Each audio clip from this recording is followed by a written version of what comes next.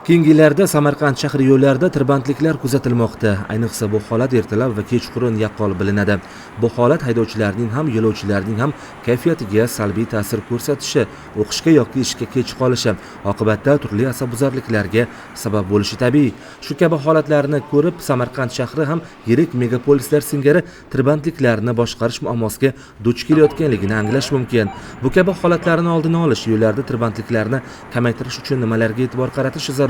Umuman tirbandliklarning asl sababi nimada? Shu va boshqa masalalar viloyat transport boshqarmasida viloyat rahbari Aziz Boboyev va tegishli tashkilot vakillari ishtirokida muhokama etildi. Samarqand shahri transport tizimini takomillashtirish bo'yicha tezkor amalga oshirilishi kerak bo'lgan chora-tadbirlar ishlab chiqish bo'yicha viloyat rahbari mas'ullarga topshiriq bergan edi. Bugun ana shu ishlarning bajarilishi yuzasidan taqdimot o'tkazildi. Transport vazirligi vakillarining so'zlariga ko'ra, ushbu yo'nalishda birinchi navbatda intellektual transport tizimlarini joriy etish zarur. Bu degani svetoforlar ishini muvofiqlashtirish, ajratilgan harakat yo'llarini yaratish, shahar ehtiyojlaridan kelib chiqib, ko'cha yo'l tarmog'ini rivojlantirish kerak.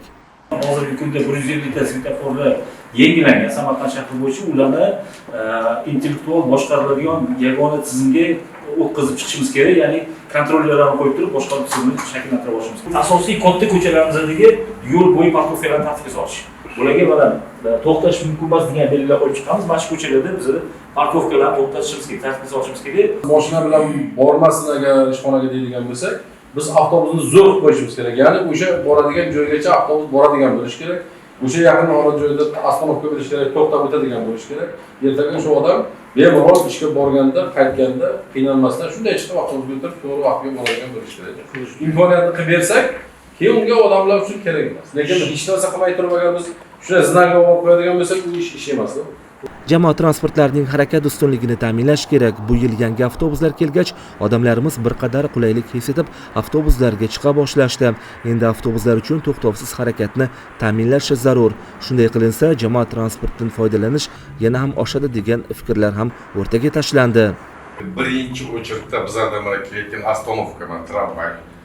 O'shalarda bizlar taklifini oldin berganmiz, sxemalarga chizib berganmiz, o'sha masala bo'lmaydi. Mana Chorrahaga keling. Chorrahaga kelgandan keyin ikki tomon tramvay shunday keladi. Qizil svet yonib to'xtab, piyodalar tushib olish kerak, peshobodni переходda o'tadi. Hozirgi rejim qanday? Qizil chiroqda to'xtaydi, odam tushmaydi. Keyin Chorrahadan o'tgandan keyin tramvay to'xtaydi, odam tushadi. O'sha Chorraha tirbandligini ketdi, o'ngga burilayotgan, chapga burilayotgan transportlar albatta tirbandlik uchun. Shu yo'lda Chorrahaga keldimiz, Chorrahaga yetmasdan to'xtash kerak. O'tmasdan turib, keyin to'g'ri o'tib ketaveradi. Muhokamada qayd etilganidek, hozirgi kunda shahar ko'chalarida, yo'l yoqalarida avtomobillarning egalari olovlarni istagan joyga qo'yib ketishmoqda. Bu esa tirbandliklarning kelib chiqishining ilk omili ekanligi bildirildi. Shaharda avtomobillar qo'yish joyi yetishmaydi. Bu uchun esa avtomobillar to'xtash joylarini tashkil etish zarur, dedi viloyat rahbari. Bugun ko'tarilayotgan muammolarning ilk yechimi bu svetoforlarning vaqtlarini qayta ko'rib chiqish va uni bir-biriga moslashtirish zarurligini viloyat rahbari alohida ta'kidlab o'tdi. Shaharni bu burchagidan agar больницаga olib borish kerak bo'lib qolsa, u burchagiga borish uchun agar pikka tushib qoladigan bo'lsa, men xato qilmasam 1,5 soat yursa kerak. Uni yuragi mazasi qochib qolgan bo'lsa, yo boshqa narsa bo'lib qoladigan bo'lsa, u yoqqa borguncha o'zi bir yoqqa borib qoladi. Yana borib, qayerdandir razvorot qilib olib kelyapti. O'zimizga o'zimiz muammoni o'zimiz yaratib qo'yamiz, bu yerda xalq qiynalib yotibdi. Hech kimning ishi yo'q xalqda. Hamma o'zining tayinli mashinasi bor. Yurib biz o'zimiz mazza qilib yuribmiz. Lekin aslida oylik nima olyapmiz biz? Aslida oylik shu xalqning og'irini yengil qilish uchun olyapmiz. O'tirib qalamni qo'lga olib qo'yib, bugun transport bilan shug'ullanaman. Qani nima bo'lyapti o'zi? Qani keyin xalq nimadan norozi? Probkadan norozi. Nima qilamiz probkani? Davay, qaysi ishdan boshlaymiz? Bitta. Bu oy bo'shliq qilamiz, keyingi oy bo'shliq qilamiz, uchinchi oy bo'shliq qilamiz. Hozirdan ekstremni mana gayga iltimos qilamiz.